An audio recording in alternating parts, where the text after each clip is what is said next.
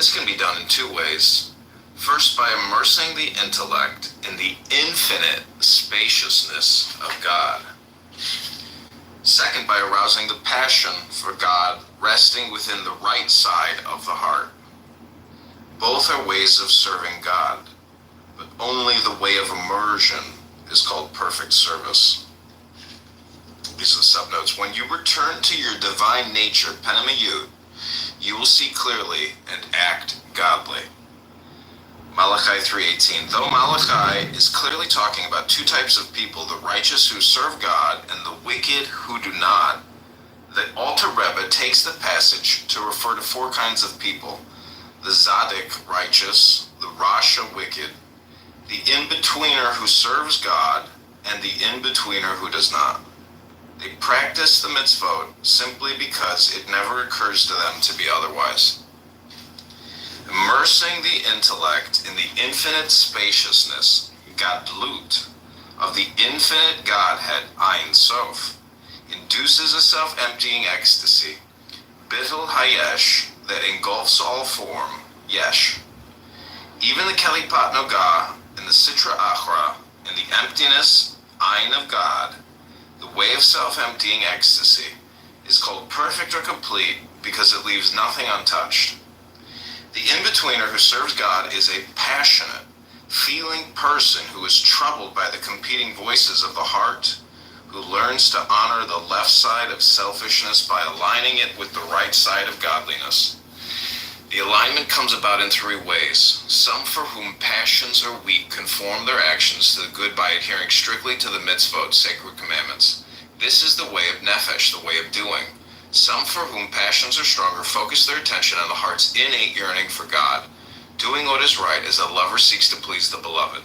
This is the way of ruach, the way of feeling. Others for whom passions are strong but who find themselves drawn more to the mind than the heart set their mind to the contemplation of God's infinite spaciousness.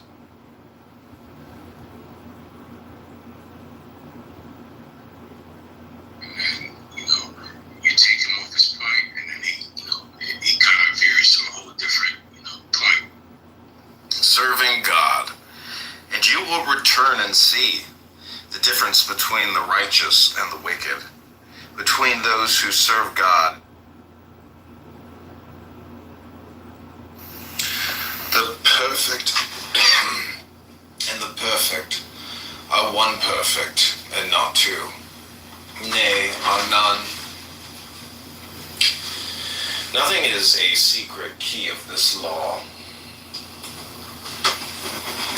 61, the Jews call it. I call it 8, 80, 418. But they have the half. Unite thine art, so that all despair. My prophet is a fool with his one. Are not they the ox, and none by the book? Abrogate are all rituals, all ordeals, all words and signs. Rahul Kui hath taken his seat in the east at the equinox of the god.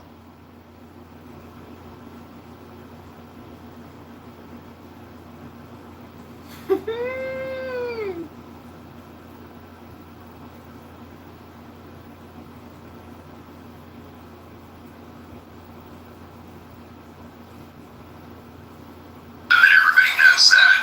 We don't want to think that, but he is. Should we care?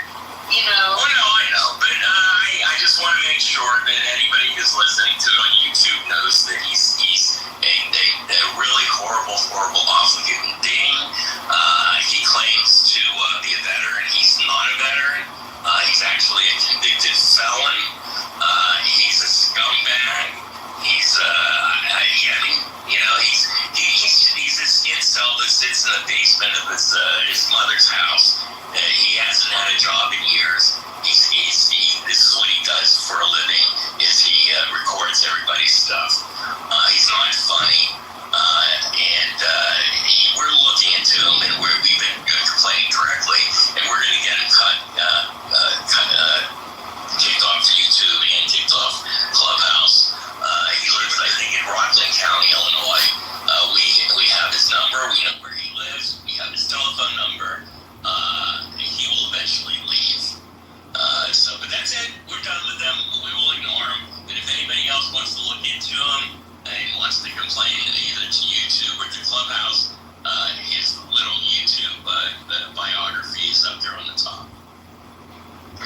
enough. I won't talk about him anymore. Anyway, I will talk about my little scare yesterday. Two of my favorite living beings are in my PTR. And then this is Wimba and Napolka. And Wimba is they're sisters, and they were the Canadian ambassador here in Burkina Faso, who took in a stray cat very close to the beginning of us moving in, and it surprisingly was pregnant and had 7 kittens, and we took 2 of the 2 calico female kittens, and they've just been incredibly wonderful companions, especially for me, who's stuck here in the embassy all day. And we're getting ready to take them to New York. As we're leaving, we're going to be in New York starting October 1st. And all of the things you have to do to arrange to get animals transferred from Africa to the United States.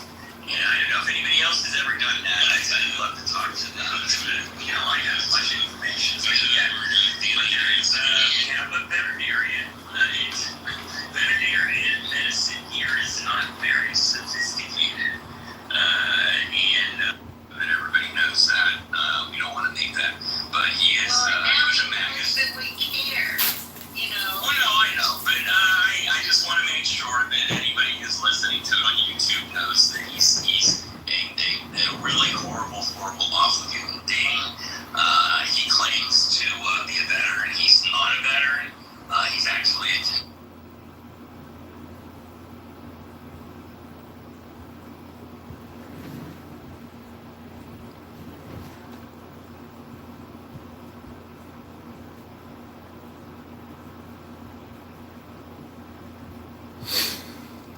Just black. Oh man.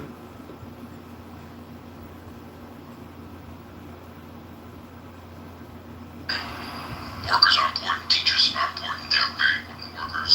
They spend more time with our children than some of you spend with your own children. So that's important. Maybe some calls because they don't know how long they're at school if your children are in school, right? Workers are important. Teachers are important. They're very important workers. They spend more time with our children than some of you spend with your own children. So that's important.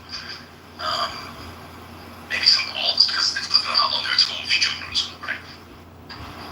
Workers are important. Teachers are important. They're very important workers. They spend more time with our children than some of you spend with your own children. So that's important. Maybe some calls because they don't know how long they're at school if your children are in school, right? Workers are important. Teachers are important. They're very I think this would be a better They state spend more time with our children. Isn't this that Some of you video spend with your own children. obviously So that's important. piece of shit. Fuck that nigga. But to use federal resources on this case seems like I don't like it.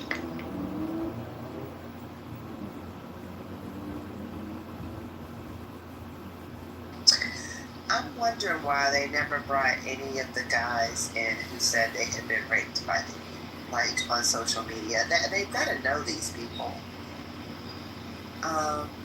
So I'm not, so even that, people say, they got drugged and I woke up and I'm like, what, was that a lie? What's going on?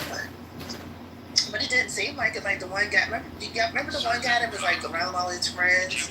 And he was crying, and he was talking about being a Diddy sex slave, and they were just giving him comfort. You put your hand on somebody's shoulder, you know what I mean? They were on a radio, like a TV/radio show, and they were providing some, manly support, you know what I mean? Where you tap him on the back, you know what I mean? And, stuff like that. But he was crying. Where's he at? He's already, his story is already public. Why isn't he a part of the Did you believe him? Huh? Did you believe him? Yeah, I did. I did. Because I felt like, men don't usually come out and say, stuff like that has happened to him. And he he wasn't even fully saying what happened. I mean, he said some things, but like he didn't go into detail. He broke down before How old saying was much he? else. That's my. Oh, he's like he looked like he was easily over 35. Oh, okay. See a kid when it happened, though, or no? No, he was no. You could tell he wasn't a child. No, he wasn't a child. But I don't know. I mean, cause I mean, none of the Cowboys for Angels, you know, who did this work, they don't seem traumatized. But maybe it's because they're like, look, this was my job. You know what I mean? I got paid. This dude, he doesn't seem like he was a part of like what is that company, you know, that provides services. J-Lo never testified, right? Yeah, no, J-Lo's like, hold up, Everybody would have been talking about that if she did. You feel me? So it's like everybody's surgically selected. All of us involved.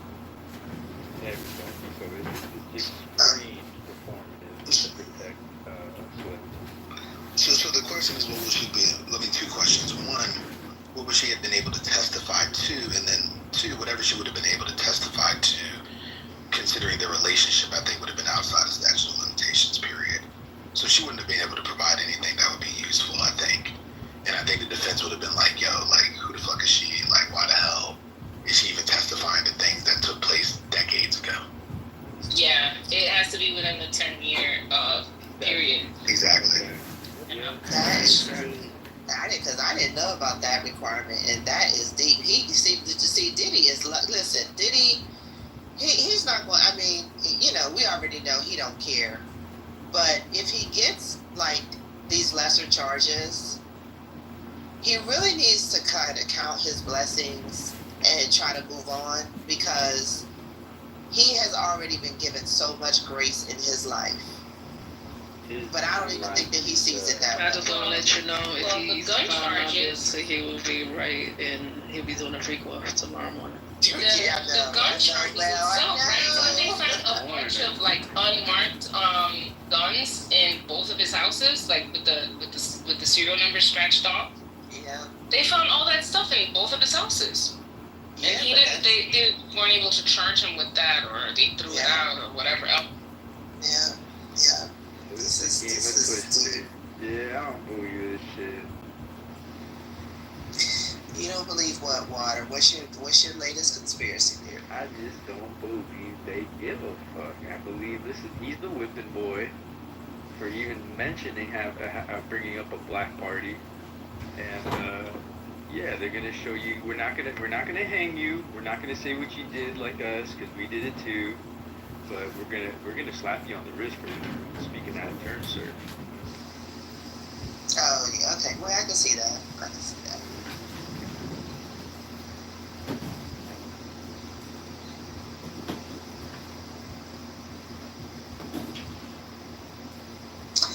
I don't know. I mean, I feel like the same way. Well, I shouldn't say the same way, because I ain't know these mob bosses. But generally speaking, the way that mob bosses, you know, they murder people, they've done all type of stuff, but they go down for tax evasion, I'm fine with it. I don't care what Diddy goes down for, because he's already done so much stuff to so many people.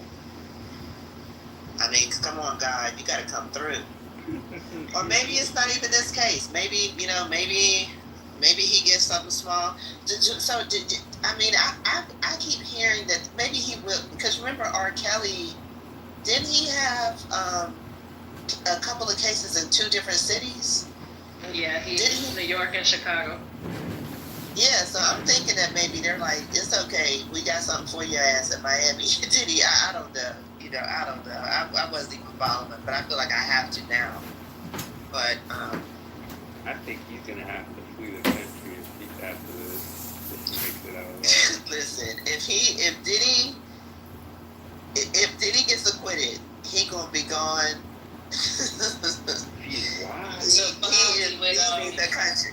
With Russell Simmons Russell Simmons, absolutely. Because he's thinking like, damn, Russ, why didn't you take me with you? Oh, You know, right. he's like, I tried to. He had so many opportunities and he didn't take none of them. So But he tried last minute to go overseas, right? Remember, he was leaving. True. But they were able to get him. But he had many opportunities. Was that verified? I know he was in a plane. I think they brought it down, but did they verify that he was on his way overseas? That part I don't know. Yeah, I don't remember. I don't know. I mean, that would have been such a stupid move. But look, Russell got away with it. I mean, Well, Russell did it, I think, before. And correct me if I'm wrong, please, anybody. I think he did it before there was ever even like actual. I mean, have there ever been like state charges or any kind of criminal charges brought against Russell? There were no. charges. No. Yeah, right. So like, I mean, the kind of hot water that puts an attorney in when your client, like, if you're really, I'm just imagining this. I've never experienced it before, but if your client, and I don't do criminal, so I probably wouldn't experience it. But if your client, you can imagine, like, if your client all of a sudden, like, can't be found, escapes, and it's like, yo, like, where the fuck? You can imagine, like, a federal judge, like, yo, where the fuck is he? And why don't you know where he is? Like, you just don't want to deal with that headache as an attorney. It would just be so ugly. So you're instructing your client, like, please do not leave the fucking country. Right. Whatever you do, not leave the fucking country, please. I get you, Black Freedom, but here is Diddy's window. He was leaving when they ran up inside his house. You forgot. So this is what I was gonna say. Like, this is Diddy's window because this man, he's so arrogant. See, he didn't think. Okay, so first of all, none of us knew that Cassie sent him her notes, like her book, whatever she wrote when she was in therapy. It was like, hey Sean, I know we're not together, but could you please read this, because I just really want you to know what I went through with you. I really want you to understand, right? He's like, fuck you, Cassie, I ain't reading shit, okay? So from that moment, and then she comes with the lawsuit, and he's like, oh shit, let me settle this within 24 hours, right? From the moment that Tony Busby said, hey everybody, I'm opening a hotline for any of you who are, have complaints and so on. So now you're Diddy, you know what you did. You know what you have done in your life. So even if you thought you might pile up civil lawsuits like you have, because he has 80, you know at least half of the shit that you have done is criminal. And just to be on the general safe side, you should have gotten your ass up and out and to Bali with Russell Simmons before there were ever any charges filed. That's his arrogance that I'm talking about. Because there was some time. It didn't happen in days and hours. That's right, I get that. And your client can ultimately do what the fuck ever they want to do, and you're left dealing with it. So yeah, I agree with that. They'd be like, we don't know where our dad is. I mean, I'm just saying, like, and he, to be honest, he could have plausible deniability. He could just be like, look, I went through a lot. That was embarrassing. When the tape came out, I had to apologize publicly. I never wanted that tape to come out. I just wanted to get out of here and clear my head because there were no charges filed. You know what I mean? And then you could be like, well, I didn't know there were any charges filed, but now that there's charges filed, I just kind of feel like I'm not going to get a fair trial. I mean, I'm just saying, like, you could do like, what's his name who leaked the White House, the government paper, Julius. Julian Assange or Edward Snowden? Yeah. I think it was never Snowden. No. Both of them. Pull a Julian Assange and Edward Snowden and be like, I don't think I'm gonna get a fair trial. I mean, I'm just saying. I'm just saying. I mean, if you know you're in your 50s, you know what I mean, and you know you ain't trying to do a day in jail. It's too late for all that, though. I mean, he had a. It is. It is. Time the charges came, they was tracking his private plane and all that. Like they were on it. The feds are not like the state. That's when he was pacing to the front of the airport. You guys remember?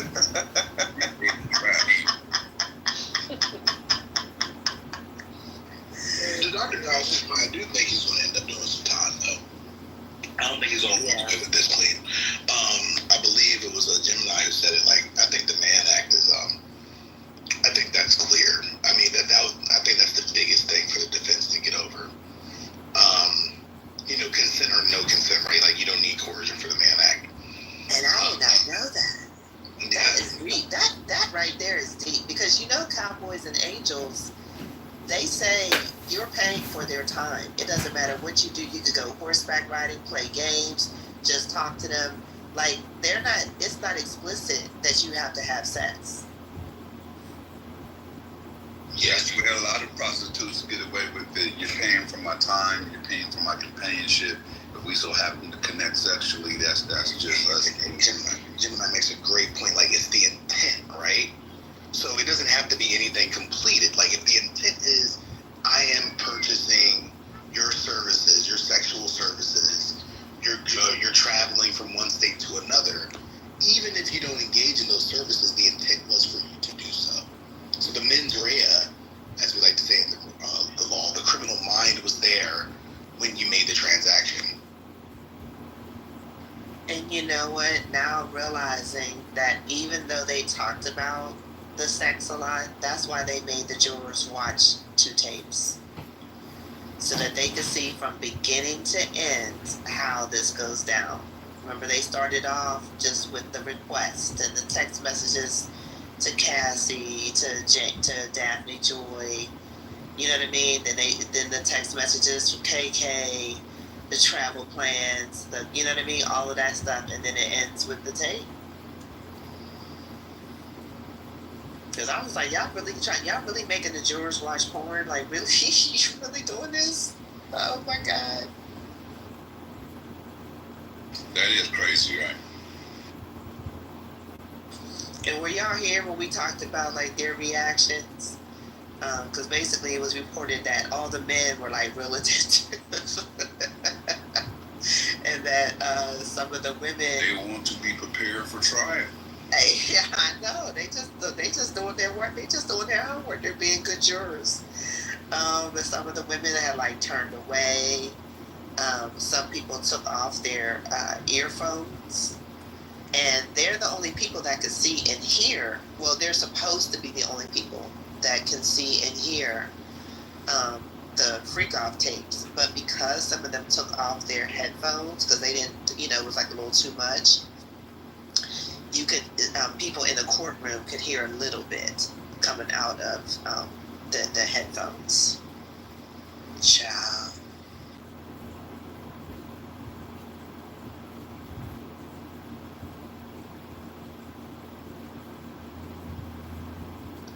I don't think we're gonna have a verdict today. Nobody thinks that, right? I mean, I don't know. I'm guessing Lindsay. If there's a verdict today, you know what that verdict would be, right? Guilty. Absolutely. They come back that quick, it's guilty. Yeah, that's what I was saying. My understanding was that if they come back quick like that, it's guilty. If they don't, well, I don't know. Maybe things got turned around. Prosecutors say the longer a jury debates, they feel like they're having a harder time finding them guilty. Right. That's what I heard too. But maybe OJ's case turned the United States upside down. So maybe things changed. I don't know.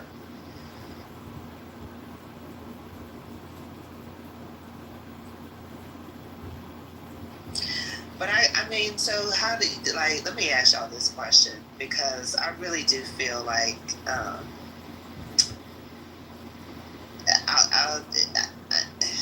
our community, it's not just our community, but I'm just going to say, I really do believe that our community has been harmed by this case. How do you feel like we should process or help people or help ourselves, like deal with kind of like the fallout of this case? Could you say more about that, Dr. AG? Like, so the way I'm thinking about it is obviously the harm of the members of our community, right? Like, Black folks who are actually involved in these freak-offs, the emotional manipulation, all that stuff. But as a clarifying question, are you talking about culturally? Just curious about what your thoughts are when you ask that question.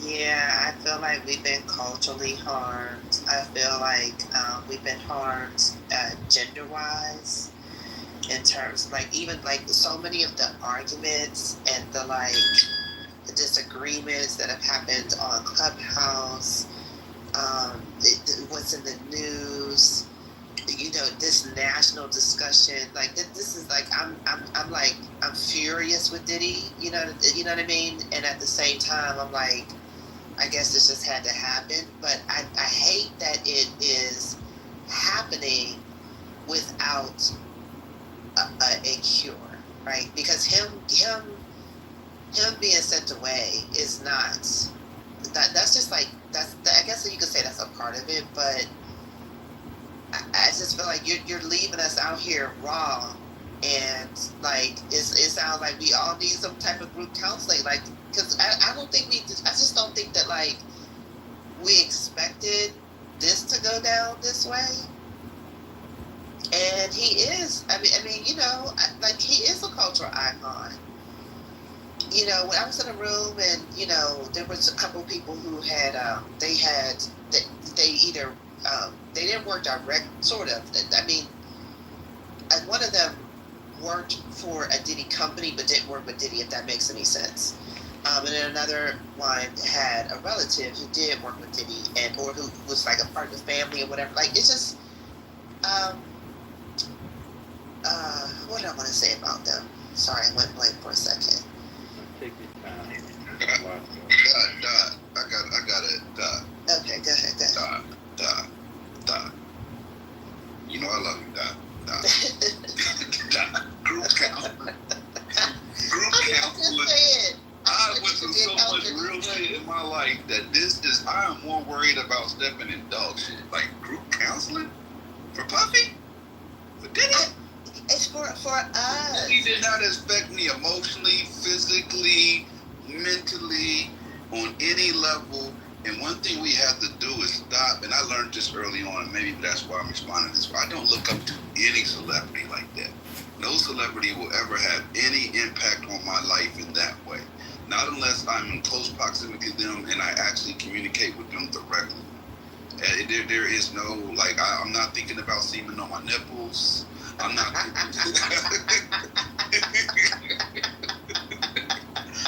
of this. I'm just not. It don't do it to me. I don't.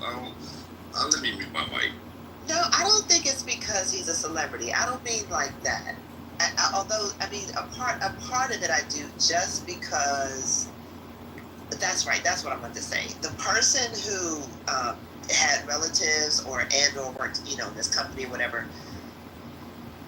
he was saying that Diddy hired thousands of Black folks in particular, and I never saw him that way.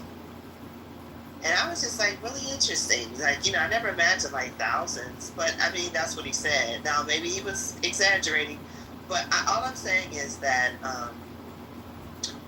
and maybe it's also because I'm a woman, Gemini, I will say this, and also because I have dated a narcissist, and they are harmful people, right? That I have been triggered by this trial. And I'm like, I got flashbacks, I'm having memories, and then also just in these fucking Clubhouse rooms, like, all the people, like, y'all are more advanced, but I'm just gonna say, I know that you have heard it, like, men and women. Like, fuck that bitch. Just that money hungry ass bitch. She deserves everything she got. She is hoe ass. I mean, and I'm just thinking to myself, really? I done been in a room where it was just me and a bunch of dudes that thought like that, and I was surprised there was that many dudes that thought like that. Fact. That's what I'm saying. And on Clubhouse, there's, you know, literally we speak to like thousands of people a day. And I'm just like, y'all really believe, you really feel that way? And it's just kind of like, and I'm like, I don't think that I would make the same mistakes as Cassie, but like, I've been 19 before. I was 27 when I met my first narcissist, and he like almost ruined my life. I'm so glad that I made the decisions that I made, but if you talk to my friends for a certain period of time, they'd be like, oh my God, I remember that phase. I'm so glad you're over it. Like, why do people think that we're supposed to just like inherently know all the manipulation tactics, all the coercion, all the lies? Like, there was another room. I don't know if y'all heard the Plan B. They had a room. It was a good room, but it was should we hold men accountable for selling women dreams? I thought it was a great question. You know, but people went off. They was like, no, you need to know better. You need to know. And I was like, at what age? I mean, what are y'all talking about? Like, at what age are you supposed to know that a person that's like, if you meet somebody as a teenager, you're supposed to know that they're lying? Like, how? I mean, I'm just saying, like, other than, I guess you could say, like, your instincts might tell you something. But you might know, like, something is not adding up or whatever, but they just blamed the victim wholeheartedly, and it got to the point where they blamed the men too. So we talked about Cardi B in that room and under that question, and so one of the women was like, "Well, wait a minute, like, were the men that Cardi B drugged and robbed, were they victims?" And the men were like, "No," they were like, "No, he wasn't a fucking victim. You gotta know better. You gotta know better." And I was just like, what are you... If you go to a strip club and you want to meet a stripper, like, that means that you it's okay for you to be drugged and robbed? Are you out of your mind? I was yelling at them at the top of my lungs, like, what are y'all talking about? I'm just saying, we're not good at this abuse thing. We're not good at this empathy thing. We've got a lack of understanding in our community. We down bad. That's how I feel. We're down bad. And like mainstream, like when this case is over, ain't nothing mainstream America's going to do to lift us up or to try to heal us or anything like that. We going right on to gay bashing and abuse, because now Tyler Perry got a lawsuit against him. That's just what I mean. I don't think people really care about like Tyler Perry on that gay side. I don't think that was a big negative issue. I think it was more about him suppressing it, and then if he's actually being predatory.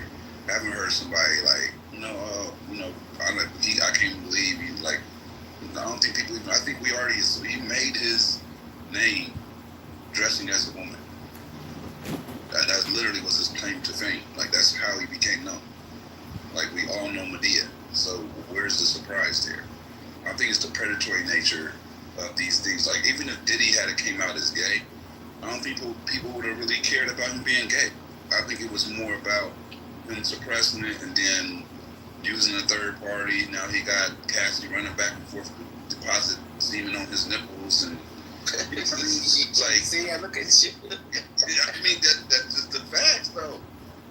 So I think that aspect is more shocking than if Diddy would have came out as gay. I think there'd been some pushback because the alpha nature of the hip hop culture up front.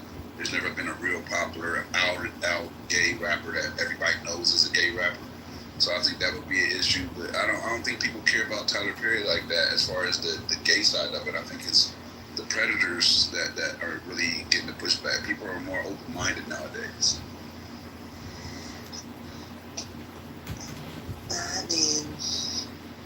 Drama. I don't know. I hope we have grown, a bit. I hope people feel like they've learned some lessons, their eyes are open, something. Because Diddy's example is extreme, right? It's very extreme. You're not going to be constantly flued out to tropical places, and you're not going to always be up at Trump Tower. Speaking of, remember when Daphne? This is not funny, but this is just like, Diddy was morning talking about it ain't funny. Go ahead though.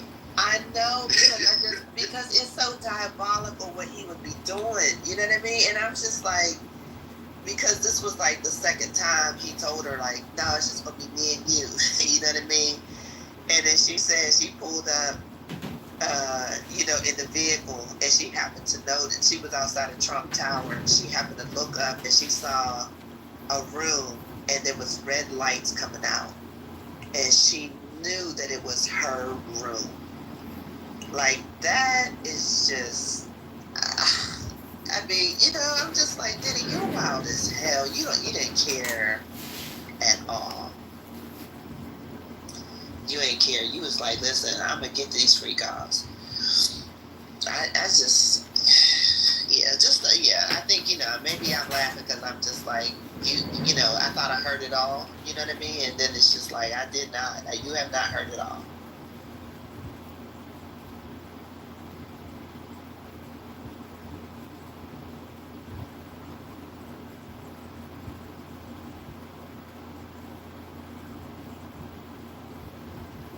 One of the podcasters that I listened to, she was saying that, like, so much of what Diddy has done is like it's very close to our real relationships, and that's why a lot of people, like, they couldn't see the Rico. They literally cannot see the Rico because of what they've done in their personal lives, and or being obsessed with movies and television, and just like not being in touch with reality. Yeah, but that's the thing. When people say that he's not, that they don't feel like he's guilty, I don't get upset. But I get upset when they start talking on the victim. But I don't get upset when they say that, because these same people hide their uncles, hide their family members that do things like this. So I don't take it personal when they side with Diddy Bob. And it's like, you don't even protect your own. So why would you even care about any of these victims? That's not your family. That's not your own, right? If you don't even protect your own. So what would have made this? What's the difference between a Freako and a Rico? Freako. Not a Freako. A Rico. About the shirt? Oh, God. I wasn't ready. I'm trying to understand this. So, what's the difference? It's individualized.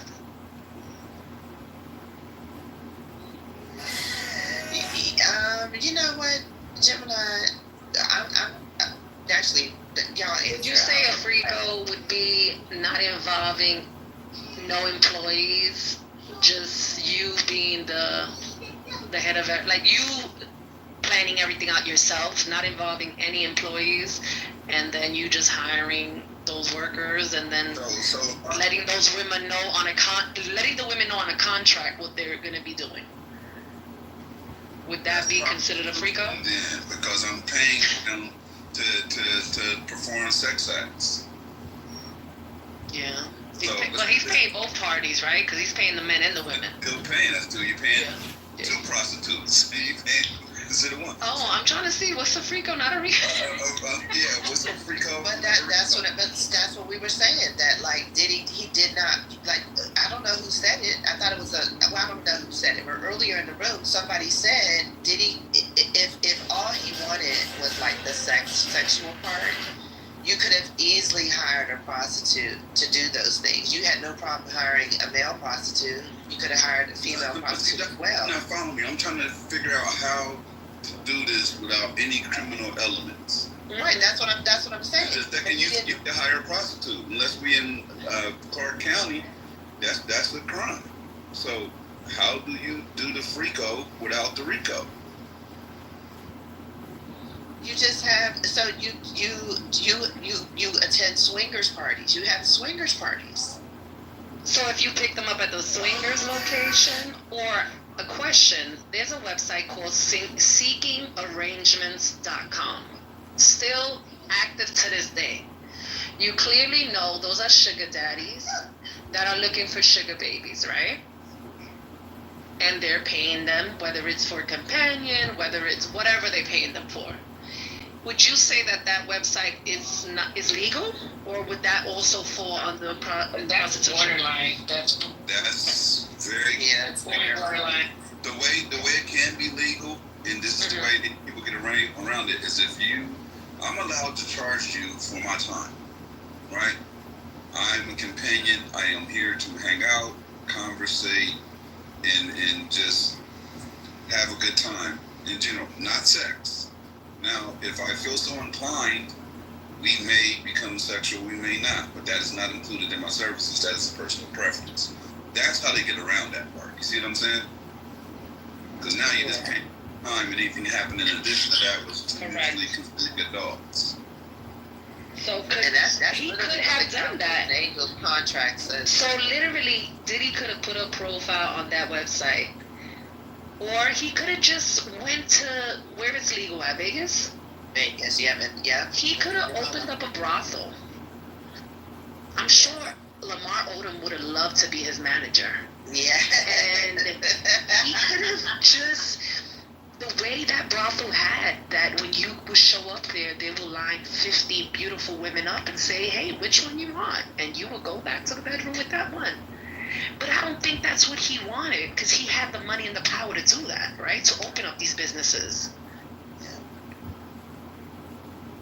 So I don't think he wanted to do that. But then It wasn't fun. It wouldn't be fun for him. It wouldn't, give him. Okay. No, he definitely wanted the humiliation, the control. He wanted all of that. But okay, focusing on answering your question, how do you get the FRICO without the RICO? There are swingers, like swingers who just get together and have a good time. Why can't you do that? That would be right. They do, right? They got locations you can go to do that, but that wouldn't be what he was looking for. He was looking for something where he can basically be a voyeur and select good-looking individuals that he could control and perform sex acts for his pleasure. That's what he was looking for. Swingers are, my wife wants you, you want his wife. Right. Together, we're all consistently engaging in sexual. So then he should have been a director for porn. He should have opened up a Bad Boys Porn. Bad Boys Porn in it. Yeah. I would have made a lot of money. Yeah. He'll have control. He'll get to pick the women. This is who you're going to sleep with. This is the type of scene I want to see. And sometimes I want to, jerk off. But he would have been in control. And it still would have been legal wherever he chose to do it at. Obviously, he wouldn't be able to do that in New York. I don't think a brothel would care. You should be a business consultant. You just solve Diddy's problems. Porn is his. That's all right. he could do. He'd have been straight. Bad boy porn. That's exactly correct. Kanye said he wanted to do a porno company for a little bit, and then he just And I'm telling you, I know Diddy understands this, but there are so many women that you don't even gotta pressure them. You ain't even gotta beat them to do this. They will be okay from the jump. You don't have to bribe them. You don't have to nothing. Water is right. Snoop did this already. Snoop had a whole porn. Yeah, and his wife was involved with it too. But he wasn't in the porn. He was just there. Are you talking about when he partnered with Girls Gone Wild? No, I'm talking about the porn where he was walking around. It was him. He was in the porn, but he wasn't in the porn. He was just like Snoop Dogg Presents type of deal. So he Yeah, was but his wifey was involved too. Like she was in the mix too. the same as the Players Club that they got downtown right now. The Yes. Club. They got a strip club here right now. Yeah. Him and his wife. But yeah, Snoop did this already, and nobody's no pushback, no Rico, just a free throw. And Pimp, it was from this case that I found out. I stumbled upon a video. I had no idea. I saw Snoop flirting with Pimping, but I had no idea that he said he, quote unquote, left his marriage for 2 years to become a pimp, to actually become a pimp. He did. He actually pimped, but then he was falling in love with his hoes, according to him. But yeah, that's when he was like, I messed up, I fell in love, and I'm like, because pimping is not easy, and you shouldn't be out here fucking pimping. What is wrong with you? What is wrong with these dudes? He was around Bishop Don Juan for a while, who was telling him not to do it. Yeah, I was about to say, and he said that Bishop Don Magic Juan told him, don't do it. He did. And he's like, but I just had to because I grew up admiring. I'm like, so being Snoop Dogg, that's not enough for you. You know what? Like the grass is always greener until it ain't. You know what I mean? So he had to put his hand out there and try it. Listen, y'all would say Dr. Goddess is crazy as hell. If I said, y'all listen, you say that anyway. Y'all know this is true, but let me shape my scenario. If you found out that I was like, listen, y'all, I have always admired Maya Angelou, okay? And I know she got down when she was younger. I mean, Maya Angelou used to be a madam. I wanted to find my poetic voice. And I needed to understand just, what it would be like to be a black woman in the 21st century as opposed to the 20th. So I decided to become a madam. I mean, y'all would be like, are you serious? You'd be like, surprised how many people on Clubhouse would support you. I would support you. I'm telling you, you know how many women you have lined up, Dr. Goddess? Oh my gosh. Oh my God. I mean, if that's what you need. You know what? I'm so mad. Dude, look, I mean, look. You see how it is. You try to support somebody on Clubhouse and they get mad. I'd be like, Dr. Goddess Sluts, may I help you? Yes, we are sponsored by Gemini Cannabis, as well as, I mean, oh my God. What'd you say? Can y'all hear him? Yeah, No, man. you're too low. That would You're too low. yeah, Gemini, that would open up a new distribution channel for you as well.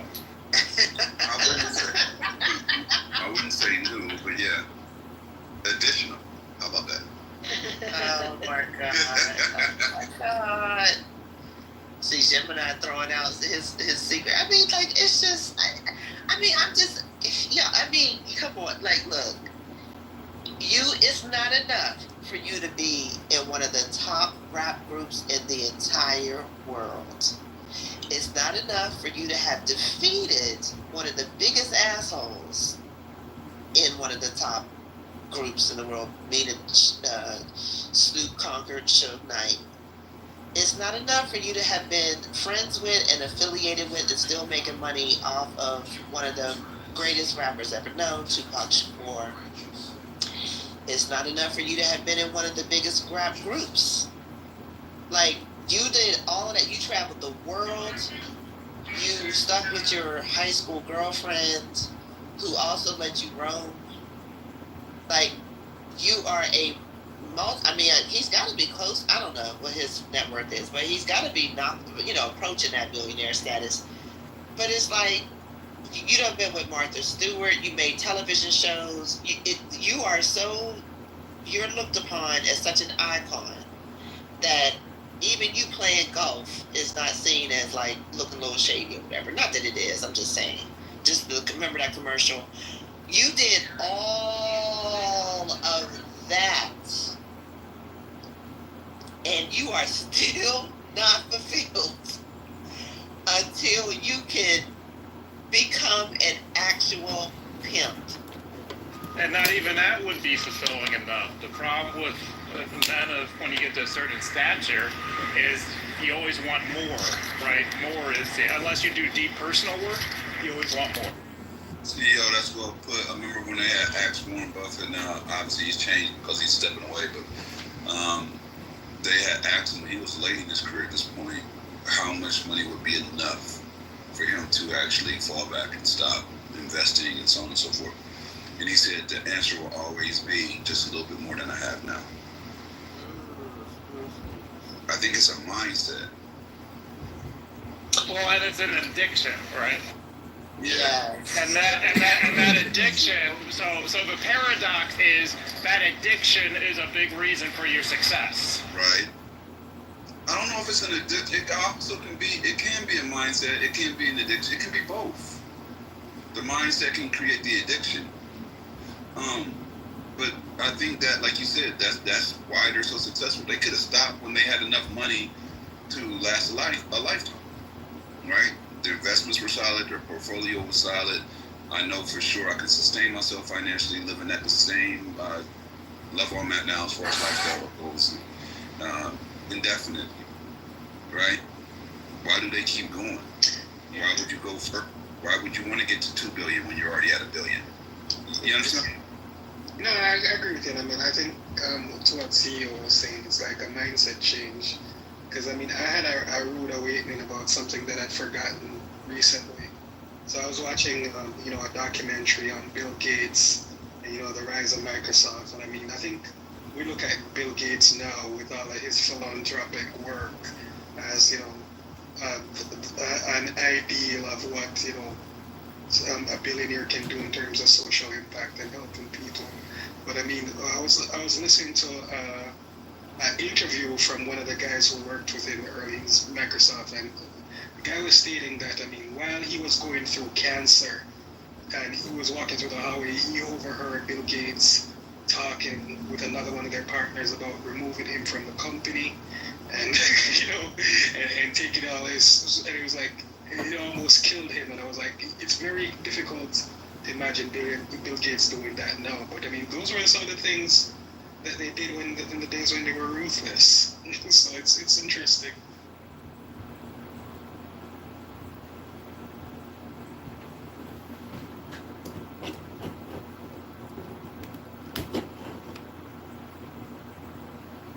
Yeah, I know my mic was bad earlier, Dr. Galley, so I was joking and saying that they're being enablers.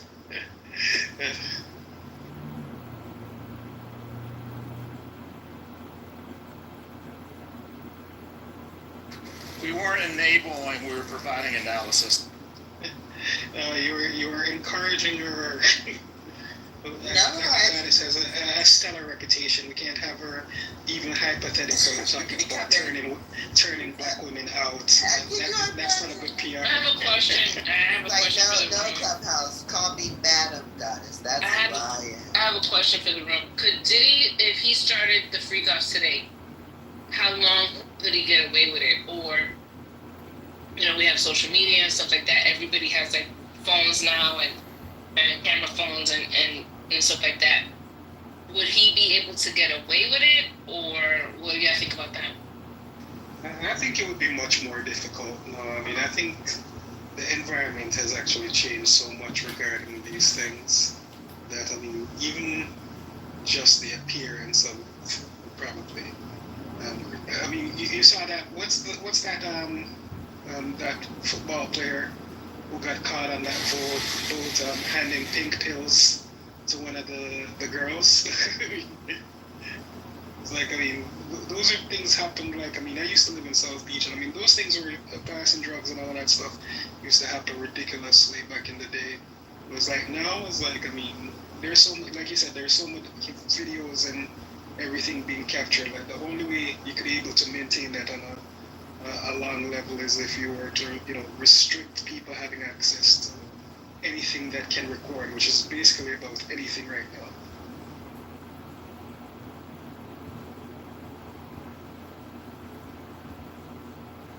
I don't know, part of me says it might be easier because a lot of these younger artists, et cetera, might be more open to it.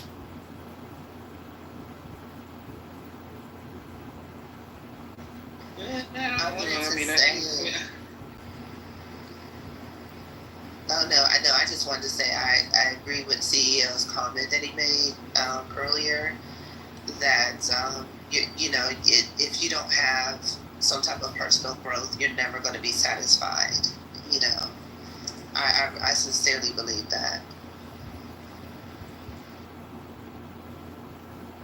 Yeah, I was just saying though, CEO, I think that this generation positively is a lot more conservative than back then. I mean, if you look at, like, for example, spring break videos and all of these things that used to happen in clubs back in the 80s, 90s, a lot of that, people know better now, and I think it's that awareness of the fact that they're going to be captured on video, and I mean, it might stain them for their lives, that has actually created that inhibition. Well, yeah, no, that's true. But the ones who aren't conservative are more open about their sexuality and what they do and more bold about it. You see what I'm saying? I hate to tell y'all this because I can tell this is who you're in proximity to type of conversation. They're not anywhere near as conservative as it used to be. Not only are they not conservative, they're documenting it on video. And there's so many opportunities and openings if you know where and when and what. It's fucking insane. Like, what are y'all talking about? Conservative? Nah, Jim, Like, in world? no, I don't think you have to be in proximity. That's the point I'm trying to make here. So I've been in proximity. As I said, no, I mean, if you knew, I mean, without context, as I told you, I used to live in South. I used to live at the Mondrian. The same, the Mondrian where. I've been to the ton of times. Yeah, exactly. Yeah, exactly. So It's the bar. exactly. So I used to live there. So that's what I'm saying. It's like, I mean, I've been in proximity, but the point I'm making is that now it's much more under wraps. So I mean, if you go to the VIP, or if you go to the penthouse, or you go to the private mansion, then you'll see all of those things. But I remember like South Beach or even Cancun. I mean, those places back in like the 90s, you didn't have to go to those places to see those things. It was like out in public. I mean, you remember Girls Gone Wild, and I mean those type, and even that Snoop video you're talking about, West Coast Productions. Like, I mean, those things used to be open. It's like, I mean, people were capturing it as it was happening out in public, on the beach, on Ocean Drive, everywhere. So I mean, that's what I'm saying now. It's like, now the fact that it's gone behind the velvet rope is a fact that, I'm not saying that you don't still have the freaks. I'm just saying that they're not as prevalent and they're not as out. Yeah, no, I'll tell you, my greatest regret in my early 20s was I missed Freaknik by 1 year. Oh, CEO. You know, I went to school in Atlanta, right? Oh, did you? Yeah. I was at the first Freaknik, and it really was. Freaknik changed. Yeah, yes, Gemini. No, but Freaknik changed over the years. It didn't start out the way people think that it went. That it did go down years later, but like it didn't start off that way. It really was like a college campus.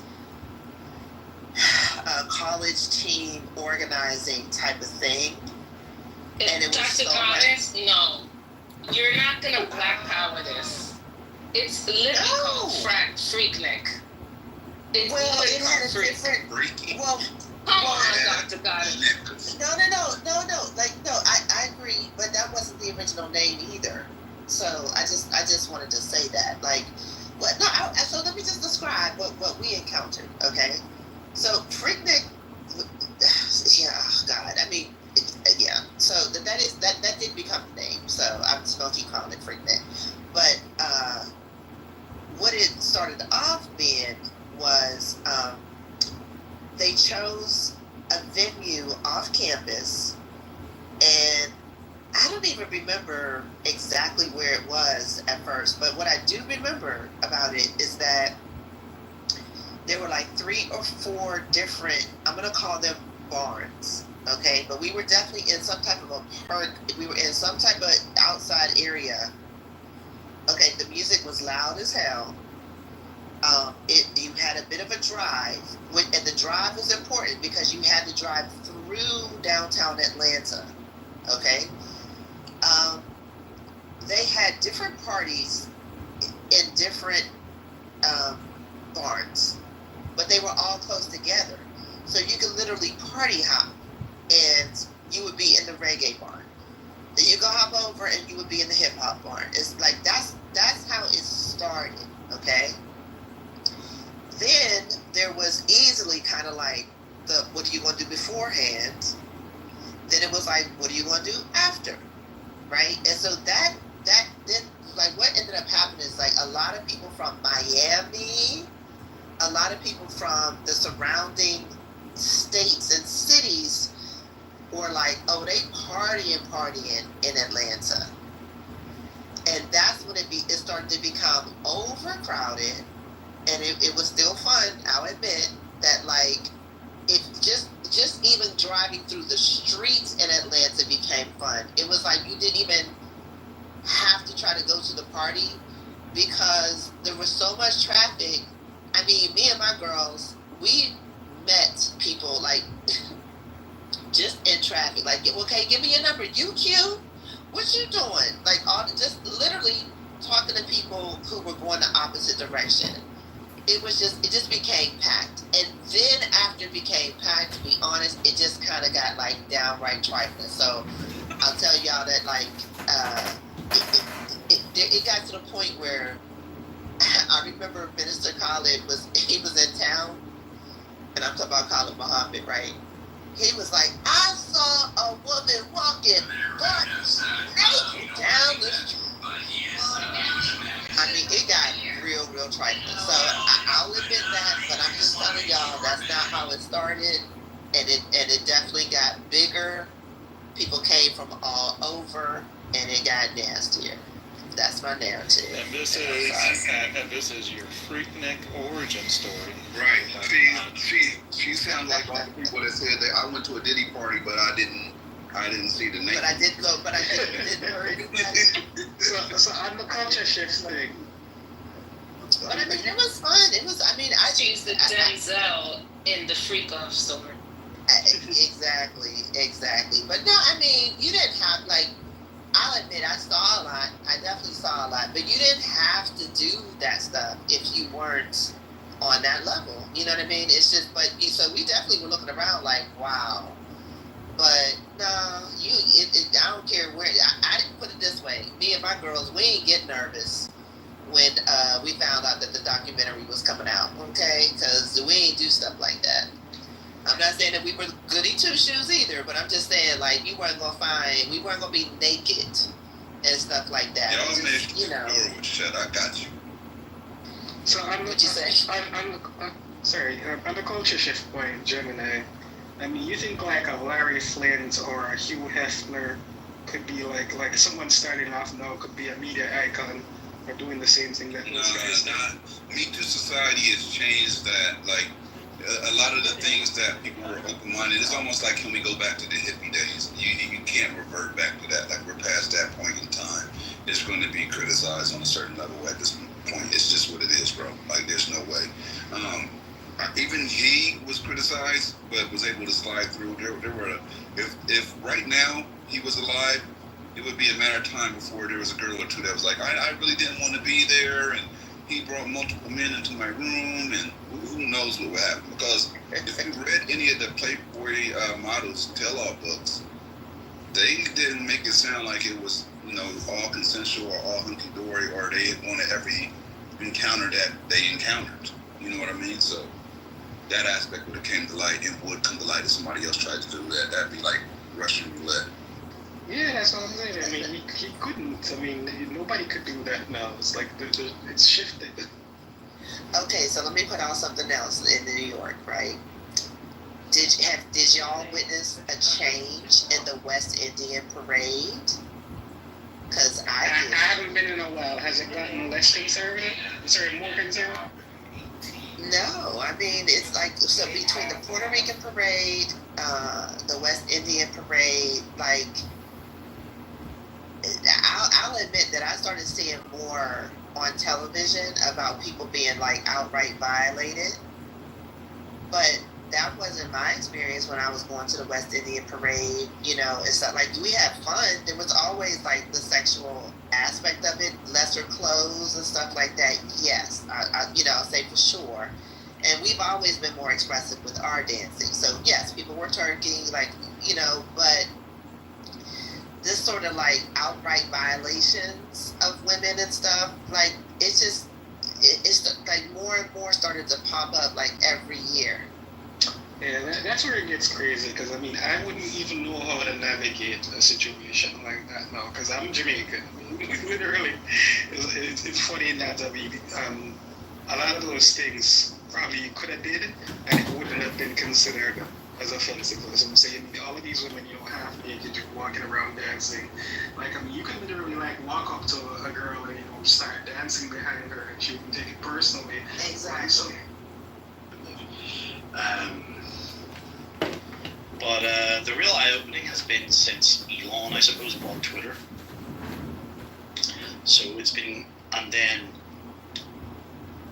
retrospectively applying what I have come to see and learn against the other people I've encountered on this app who just happen to be Jewish.